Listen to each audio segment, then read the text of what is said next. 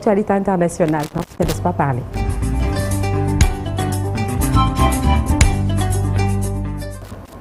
Alors, l'actualité hors de chez nous, Donald Trump, le président américain, assure que les États-Unis vont prendre le contrôle de Gaza. Il a annoncé lors d'une conférence de presse aux côtés du Premier ministre israélien Benjamin Netanyahou ce mardi.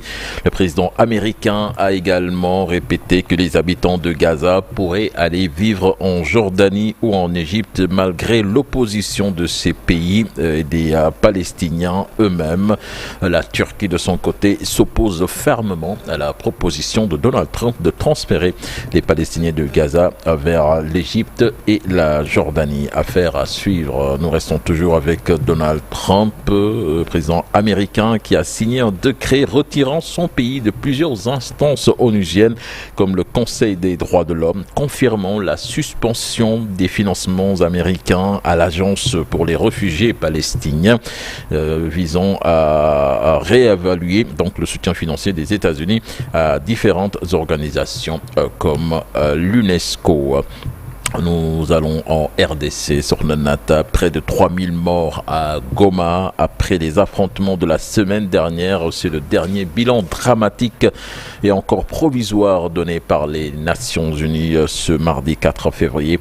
Les organisations humanitaires craignent des épidémies dans cette région de l'Afrique. Direction la Suède à présent. Une dizaine de personnes sont mortes lors d'une fusillade au sein d'un centre d'enseignement pour adultes dans la ville d'Örebro, c'est à l'ouest de Stockholm, la capitale. C'était ce mardi. Le tireur a été tué à cette fusillade et la pire tuerie de masse de l'histoire du pays, a déclaré le Premier ministre lors d'une conférence de presse quelques heures plus tard. Beaucoup de questions restent sans réponse, a ajouté le chef du gouvernement qui a demandé de ne pas spéculer sur les motivations du tueur. Sornanata.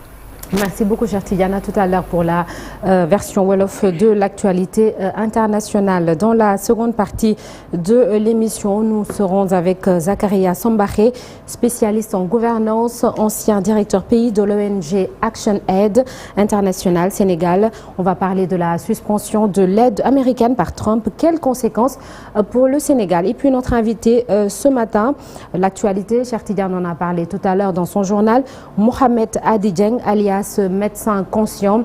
Il est suivi par beaucoup de monde sur TikTok. Il fait partie de ceux qui ont alerté sur les conséquences des suppositoires et autres produits nocifs qu'utilisent des femmes pour des rondeurs.